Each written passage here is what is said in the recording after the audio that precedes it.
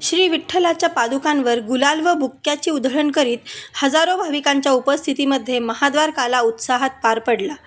या उत्सवानंतर आषाढी यात्रेची खऱ्या अर्थाने सांगता झाली असल्याचे मानले जाते. संत नामदेव महाराज व संत पांडुरंग महाराज हरिदास यांच्या वंशजांकडून महाद्वार काला करण्याची परंपरा आहे. गोपाळपूरचा काला झाल्यानंतर सर्व संतांच्या पालख्या पंढरीचा निरोप घेतात.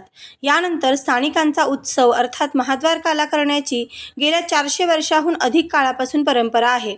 येथील हरिदास घराण्यातील संत पांडुरंग महाराज यांना प्रत्यक्ष श्री विठ्ठलाने दर्शन देऊन आपल्या खडावा अर्थात पादुका प्रसाद रूपाने दिल्या होत्या. गेल्या 11 पिढ्यापासून हा उत्सव सुरू आहे.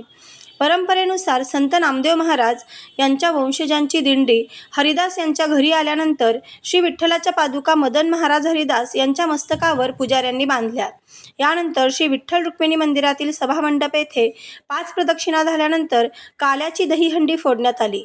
यावेळी श्री विठ्ठल रुक्मिणी मंदिर समितीच्या वतीने व्यवस्थापक प्रवीण कुमार घम यांनी पादुकांवर लाह्यांची उधळण केली.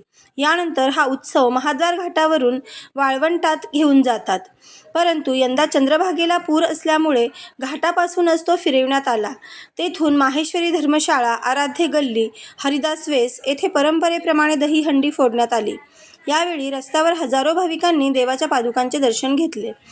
तसेच गुलाल, बुक्का व फुलांची उधळण करण्यात येत होती. श्रीकृष्णाने आपल्या सवंगड्यांसमवेत काला केल्याचे मानले जाते. यामुळे वारकरी संप्रदायात काल्याला महत्त्व आहे.